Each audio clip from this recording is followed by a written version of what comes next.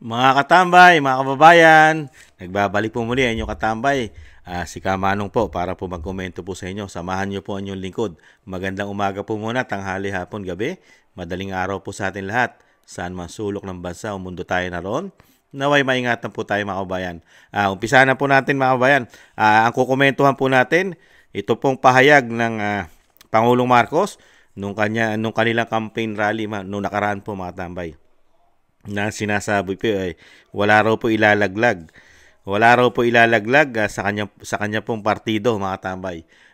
Ang tanong po natin, pagka siya po tinanong, talagang wala siya ilalaglag.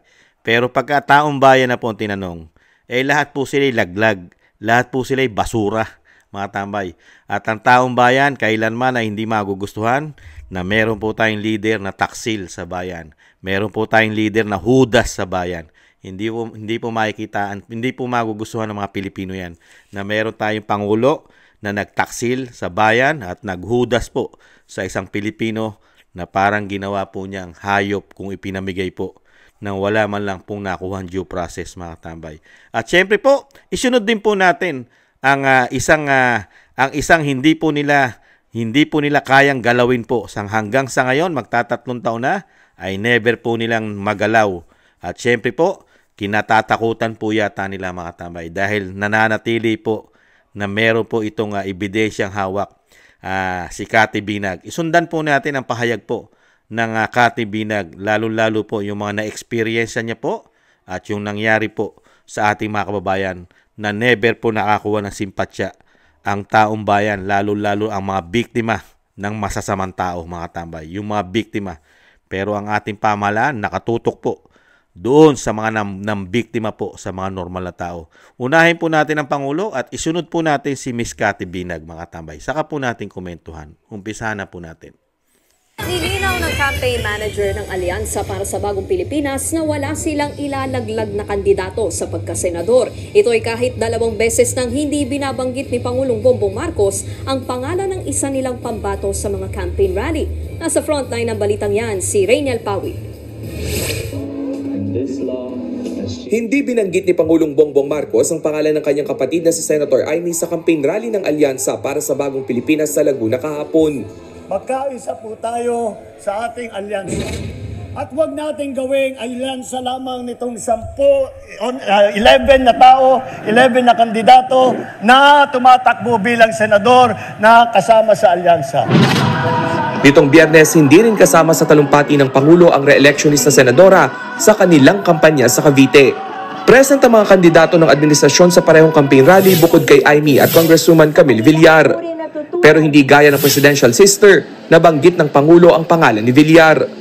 Hindi naman daw ito problema para kay Senator Amy. Anya, prioridad niya ang pagsisiyasat sa umano'y iligal na pagkakaaresto kay dating Pangulong Rodrigo Duterte kaysa sa politika at kampanya. Inilunsad ng senadora ang investigasyon sa Senado nitong Huwebes. Iginit naman ng campaign manager ng Alyansa na si Toby Tiangco na buo pa rin ang kanilang grupo. Wala raw anumang usapan na may tatanggalin sa alyansa. Tanging ang kandidato lang daw mismo ang makakapagdesisyon kung mananatili o hindi sa grupo. I think, like for Amy, siguro siya dapat ang makasagot nung tanong na yon, hindi po kami. Nagbabalita mula sa frontline, Rainiel Pawid, News 5. Hindi naman importante si Senador Amy, mga tambay, di ba? Importante po ba yan? Nakumukuha lang po ng simpatsya sa mga Pilipino yan. Pero sa totoo lang po, wala na rin po say sa mga Pilipino yan. Dahil wala naman po nakita ang mga Pilipino na ginawa po ng Senadora Amy Marcos, lalong-lalo po. Ngayon po siya nag-iimbestiga kung kailan po tapos na. Tapos na po ang ginawa ng kanyang kapatid na paghuhudas po at pagtitrader sa ating bayan. Ngayon ka pa mag-iimbestiga. Samantalang nung hinuhuli ang dating Pangulong Duterte, wala naman kayong ginawa.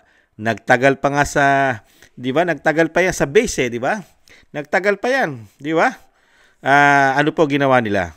Wala, tahimik, lahat. Si Senator Bato, si Senator Golang, sa mga senador na talaga nagpupumilit, di ba? Na talagang wag paalisin, pati ang eroplano, gusto nilang pigilin yung maghahatid. Kaya lang, planado na po kasi nilang lahat. Planado. Pakinggan po natin si Cathy Binag bago po natin komentuhan po ang una po natin pinanood. Ito po. hindi ko ho maintindihan na kung bakit ang ating mga leader or yung iba, ang pinaglalaban is yung mga kriminal at adik. Bakit ho hindi nila ipaglaban din yung mga katulad kong biktima na mga adik? Hindi ko sinasabing ang pagpatay ay tama. Wala hong ganon. Pero sinasabi nilang may due process dapat nung pinili na magkaroon daw ng sinasabi nilang EJK. Bakit ho? Yung hubang 2 taon or 5 taon na naghahasa ng isang drug addict, nagkaroon din huba ng due process? Hindi, di ba? Yung ordinaryong mamamayang Pilipino, estudyante, nagagraduate sa kolehiyo, pinatay ng addict, may due process? Wala, di ba? So kaya kayo dyan, kayo, na sinasabi nyo, you are after for human rights. Tigilan nyo ho kami. Kasi kung human rights, mas binibigyan nyo ng pansin yung mga biktimang bata, kababaihan, at mga biktima ng pinapatay ng mga drug addict at nasirang buhay ng mga drug pusher and dealers. Hindi nanginginig ako kasi pag ikayo, alam nyo, kapag kayo po ay biktima, hindi nyo alam saan nanggagaling yung galit. Kasi hindi ko maintindihan bakit mas binibigyan ng pansin nila ang mga kriminal. Eto po yan. Nung naging addict po kayo, yung pamilya nyo, kamag-anak nyo, choice nila yan.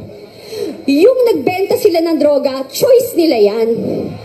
Yung naging drug lords and drug dealers sila, choice din nila yan. Pero yung mga naging biktima ng mga yan, ng drug dealers, ng drug addicts, saka drug pushers, hindi ho nila choice na maging biktima. So please, tigilan nyo kami. If you want, pag-usapan natin ng human rights, mas ipaglaban nyo ang 2 taong ginahasa, 5 taong ginahasa, lolang ginahasa, ang pinatay na mawalang kamalay-malay, yun ang ipaglaban nyo. Yun ang masakit. Kasi pinaglalaban nyo kriminal. Kaya pinaglalaban nyo mga walang kwenta. I'm sorry, hindi ako sorry, not sorry. Kasi napaka-peke. This is not about human rights. This is a political assassination. Kasi kung kampante kayo at talagang confident kayo na ang liderato nyo ay nasa tama at okay, hindi kayo manggigipit ng tao. Alam nyo, ang naaayon na mabuting leader ay hindi magkukos ng gulo. Ang leader na talagang ang malasakit sa mamamayang Pilipino ay hindi magbibigay ng pasakit. Yun lang po. Maraming salamat. Maraming salamat. Yeah, mga tambay. Ayan po, na-real talk po ang Pangulong Marcos ng Miss Cathy Binag, mga tambay. You know, bakit daw po, mga tambay, ang gobyerno natin ay nakatutok lang po at talagang sa EJK, mga tambay. EJK. Kaya nga po yung EJK, sino po ba yan? Choice kasi nila yun eh. Tama si Miss Cathy Binag eh. Yung pagiging addict, choice po nila yon. Yung pagiging drug lord, choice po nila yon. Gusto po nila yon. At yung pagiging dealer, yung taga-benta, mga tulak, mga tambay, choice nila yon. Pero yung sinasabi po ni Miss Cathy Binag, yung biktima po ng mga masasamang tao na ito ay hindi po choice ng mga normal na tao na sila po ay gahasain at paslangin nitong mga adik, itong mga kriminal. Hindi po choice ng normal na tao yan. Pero yung pagiging masama at talagang pinasok po nila ang pagiging durugista, choice po nila yan eh. Kaya po nasaan ang due process, nasaan ang human rights. Di ba? Gigil na gigil po ang mga human rights. Di ba? Gigil. Pati po ang Pangulo, nakisawsaw na po. Mas pinoprotektahan po ng Pangulo yung mga choice na maging masama, choice na maging addict, choice na pumatay, choice na manggahasa. Choice nila yun eh. Pero ngayon, mas protektado po ng Pangulo, lalo-lalo yung kanyang alyansa yata, mga tambay. Kaya po rito, mga tambay, sino makaagusto sa isang Pangulo na ganun po ang kanyang pulisiya? Mas pinoprotektahan niya po ang mga gumawa ng masama na choice nila 'yon. 'Di ba? Kung sila ay nagbagong buhay agad, sa tingin mo magkakaproblema sila ng mga panahon na 'yon? Dahil una-una ang dating Pangulong Duterte ay nag-warning. Nag-warning siya. Kung ayaw niyo magka-problema dahil war on drugs, tigilan niyo 'yan. Tigilan niyo 'yan. Layuan niyo 'yan. Magbagong buhay kayo dahil marami namang rehabilitation center na pinagawa. Di ba ba? Napakarami po. All over the country po, buong bansa po ay nagpagawa po ng talagang rehab center ang administrasyon po ni Pangulong Duterte.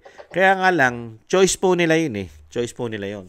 Kaya po dito po, basag na basag po sila sa sinabi po ni Miss Cathy Binag. At syempre po, buti nga, hindi pa sinabi ni Cathy Binag na ang Pangulo ay isa rin po doon sa pinoprotektahan niya po ang mga adik. Dahil siya rin po mismo nagpapakalat na siya po ay naging saksi at marami siya ebidensya na ang Pangulo at ang First Family ay gumagamit daw po di umano ng illegal na droga, mga kabayan. At yung dito naman po sa unang pahayag po na administrasyon po na talagang gigil na gigil po sila sa kampanya, talagang nakatutok lang po sa alyansa. Ano po magagawa ng alyansa? Ano po? Sa tingin niyo po ba, yung galit na ginawa ng mga Pilipino ay makakakuha pa ng simpatsya ang alyansa nila? Anong alyansa ang naibigay po ng kabutihan sa atin? Anong klaseng alyansa po ba yan? At anong klase po na panunungkulan ang ginawa po ng binagoong ang Pilipinas sa mga Pilipino? Sige nga, ano pong kabutihan? Ano pong kaginhawahan ang ibinigay sa atin ng magtatatlong taon na po na Pangulo na puro pangako lang po ibinigay sa atin at isang damukal pong korupsyon ayon sa Vice President? Dinala tayo sa magtatatlong taong puro issue ng korupsyon, mga kabayan, at issue po at puro grabing pamumulitika po ang ginawa. Grabe pong pagpapabagsak sa mga sumusuporta po. Unang-una po sa mga Duterte at sa mga sumusuporta rito. Pati nga mga vlogger gusto na rin pong gawa ng hindi maganda. Di ba? Para po makuha na nila lahat at lahat po ng magiging hadlang po sa kanilang mga plano ay mabigyan po nila ng sinasabi pong mawala na ito sa kanilang landas. Kailangan po gawin nila lahat yan dahil yung plano po nila nakapangyarihan na hindi na mawawala di umano sa kanila ay manatili po. Dahil alam naman po nila pag halala na po ang darating, huwag lang po magkakaroon ng malawakan dayan. Yan din po sinasabi ni dating Pangulong Duterte na bantayan po natin at ganun din po ang Vice President at pati po ang anak ng lawin ng Agila na si Kitty. Ang lawin po ng Mindanao at syempre po ang Agila ng Mindanao. Ang Vice President po yon, di ba? Yan po sinasabi natin Sinasabi po nila yan na bantayan natin ang ating mga boto. Kailangan po yan. Dahil ngayon po sa ginawa po ng Pangulong Marcos sa ating bansa, nahandyan po kasi yung galit ng mga Pilipino. Dahil napakasama po kasi ng ginawa ng administrasyon po ni Pangulong Marcos. Lalo-lalo po yung paghuhudas. Yung paghuhudas po, pagtataksil sa ating bayan, hinudas mo ang isang Pilipino, isang dating Pangulo, hinudas mo, ipinamigay mo. Napakalaking kasalanan mo yan sa bansa. Napakalaki. Dahil nga yung ating soberenya, pinahiya mo ang ating soberenyang, ang ating pagiging malayang Pilipino. Mga kabayan, ay pinahiya mo sa buong mundo, sa buong bansa, sa buong daigdig na ang Pilipinas ay kayang-kayang pasukin ng mga dayuhan. At ikaw pa mismo ay nagpakatuta dahil sa sobra mong pamumulitika. Nagpakaaso ka sa banyaga, mga tambay. Ang tanong nga natin, yung mga banyaga ba, pwede ba natin gawin yan? Pwede po ba natin gawin at utusan ang mga banyaga? Nakunin mo yan, dalhin mo sa Pilipinas? Sige nga. Tanging Pilipinas lang po ang gumagawa niyan. Pilipinas pa ang gumagastos, taong bayan pa gumagastos para lang magdala sa kanila. Sige nga. Kaya po yung ginawa po nilang yan, mga kabayan, malabo pa sila sa sabaw ng pusit na manalo kung matutuloy man ang kampanyang halalan, maging malinis po ang halalan, masisiro po yan, mga kabayan. Papasok po lahat ang pambato po ng Pangulong Duterte, dating Pangulong Duterte. Ang PDP laban po, papasok po yan. Lalo-lalo po sa ginawa pong paghuhudas ng pamahalaan natin at wala na po sila ipagmamalaki sa taong bayan. Wala na. Ano pa ipagmamalaki mo? Sige nga. Yung issue nga lang ng 3 taong korupsyon, 3 taong pamumulitika, hindi na nga nagustuhan ng taong bayan yan. Tapos dinagdagan mo pa ng isang pagtitrador at paghuhudas. Sige nga, paano pa? Ano na lang ang muka? Buti nga makapal pa muka at kaya pang humarap sa tao, mga tambay. Pero yung sinasabi nga ni Atty. Topacio, subukan mo lang maglakad. Subukan mo lang maglakad sa mga barangay na wala kang security. Maglakad ka sa mga syudad, sa probinsya. Maglakad ka lang, Pangulong Marcos. Lalong-lalo sa Bisaya, Mindanao, baka daw makatikim ka. Makatikim ka ng etsyas. Baka pagbabatuhin ka raw ng etsyas, Pangulong Marcos, dahil sa ginawa mong paghuhudas. Paghuhudas, pagtitrador sa ating bansa. Mga kababayan, ganyan po katindi. Dahil siyempre, ang mga Pilipino kasi, likas kasi sa ating bansa na marunong tayo tumanaw ng utang na loob. Lalo-lalo kung nabibigyan po tayo ng pabor o tulong. Kaya lang hindi natin nakita sa pamilya nila yan, di ba? Yung ipinalibing ang tatay mo. Wala ka man lang nakitang pabor. Ang nakita po natin, napakaraming pabor, pumabor sa kanila. Di ba? Lahat sa kanila pabor Unang-una, ang dating Pangulong Duterte, ibabalik ko lang po, nanungkulan po ng 6 na taon, hindi po sila ginipit. Wala po nang gipit sa kanila. At hindi rin po binuksan ang issue po nila. Lalo-lalo po nung panahon po ng tatay niya. Di ba? Yung napakaraming EJK nung nangyari po, nung panahon po ng martial law, nung panahon ng tatay niya. Never pong binuksan ng dating Pangulong Duterte yan. Hindi po sila pinulitika. At never din pong binuksan ng Pangulong Duterte yung mga tago nilang yaman. Di ba? Hindi po ginawa ng dating Pangulong Duterte yan. Pero ngayon, ibang klase po. Ibang klase po ang galit po, sagad sa buto po. Sagad sa buto po ang galit at kasamaan po na nasa puso po nila dahil nga po sa kapangyarihan, mga kabayan. Kaya dito po yung sinasabi po natin na alyansa na yan, malabo na po yan, mga kabayan. Ang tumatangkilik na lang po sa alyansa na yan ay yung mga nakikinabang po, mga kabayan. At syempre, nakikinabang sila sa kapangyarihan, nakikinabang sila sa pera, mga tambay, at napakarami pang pakinabang, lalo kung sila na naman ang mapupwesto, lalo-lalo po sa institusyon po ng Kamara at Senado. Naku po, mga kabayan, mag-isip-isip po tayo. Naku, tayo po ang kawawa. Napakakawawa po natin, mga kabayan. Wala po tayong aasahan sa mga politiko na ito. Wala, nada. 3 taon tayong dinala sa korupsyon at pamumulitika. Ano aasahan mo sa mga tao na yan? Tapos sila na naman ang mapupwesto. Tapos nakita po natin ngayon ang alyansa nila. Halos lahat magkakasama. Anong klaseng alyansa yan? Pati grupo ng CPP, NPA, NDF, Makabayan Black. Alyansa. Tapos pinag-uubra ng administrasyon natin ngayon. Nakatutok sila sa EJK. Pero wala silang concern sa mga pinatay nito.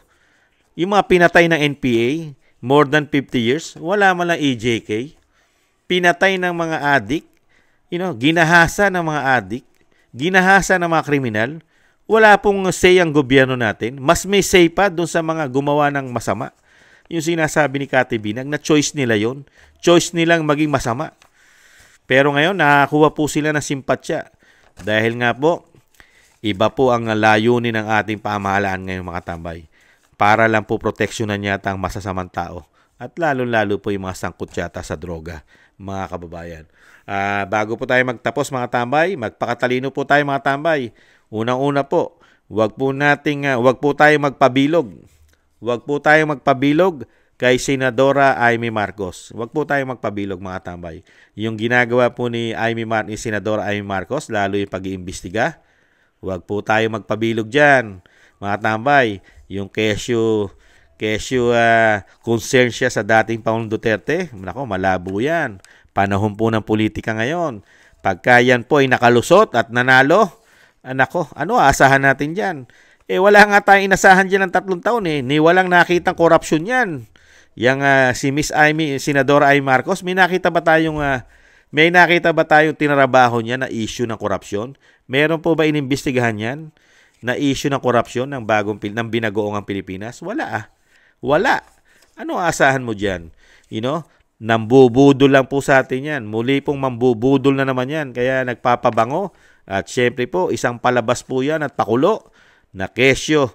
Hindi binabanggit ng Pangulo ang kanyang pangalan. Malabo yun, mga tambay.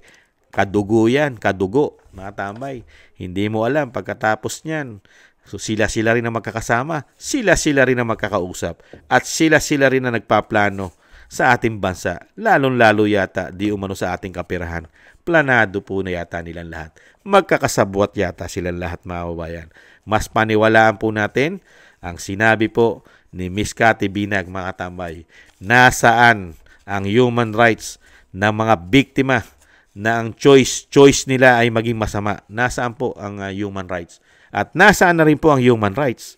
Hindi po nagyayaw-yaw dyan. Nagyayaw-yaw lang po ang human rights doon po sa mga yung choice ay maging masama. Doon po sila nagyayaw-yaw, mga kababayan. At nakita po ba natin na nag-interview ang human rights? Nakita po ba natin na naging concern ang human rights? Lalong-lalo na sa mga biktima? Sila po ba ay nag-interview man lang ng mga biktima po ng mga pinatay at ginahasa po nitong mga ito? Sige nga. Wala. Ganyan po, mga tambay. Mukhang ang human rights ay nakakiling po yata sa leftist. Hindi kaya leftist ang human rights ng Pilipinas? Ang ating pong human rights sa ating bansa ay leftist na rin. Sumusuporta sa mga kaliwa. Nagtatanong lang po si Kamanong, mga kabayan, anong klaseng human rights yan? Para lang po sa mga choice nila maging masama. Doon lang po sila nakatutok. At bago po tayo magtapos, shoutout po muna sa mga nagbibigay po. Siyempre po, maraming salamat po sa mga nagbibigay po ng biyaya sa inyong lingkod.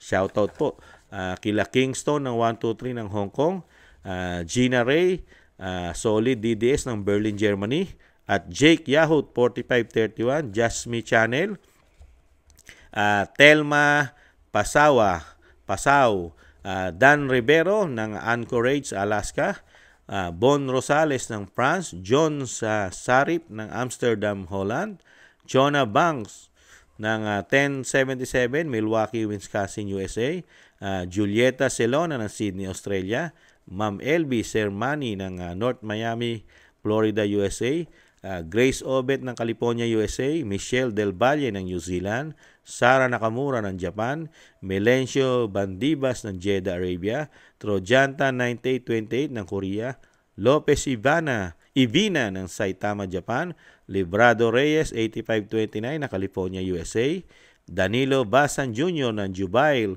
Saudi Arabia, Roberto Papa, United Kingdom, 29, Narciso Esteban, Reynaldo Pexon, June De Jesus, 1221, Lee Chen, Ana Santos, Bong Rosales, Benjamin Garduque, Pepito Cabiso, Donaldson Faras ng Canada, at LKD 459 ng Belgium, Hermogenes Maramag at Manuel Ramos, at Neshin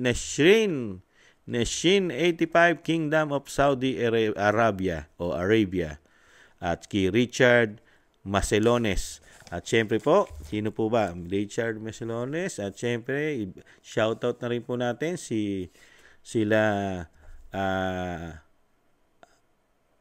at Ariel Soriano, Ariel Soriano ng 2313. Shoutout po.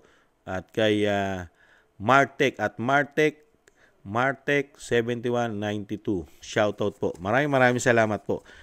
Mabuhay po kayo at maingatan. At shoutout din po sa kasulok-sulukan po ng ating bansa, mga kababayan. Shoutout po sa inyong lahat. Ingatan nawa.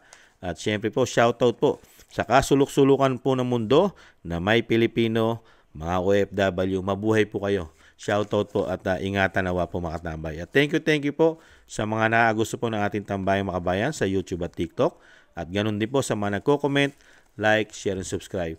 At syempre po, wag po natin kalimutan, isama po sa panalangin, dalangin, ang maingatan po at lalong-lalo po ang kalusugan po ng dating Pangulong Duterte. At sana po ay mapabilis po ang kanyang paglaya o pag-uwi ng ating bansa, mga kabayan. Isama po natin sa dalangin.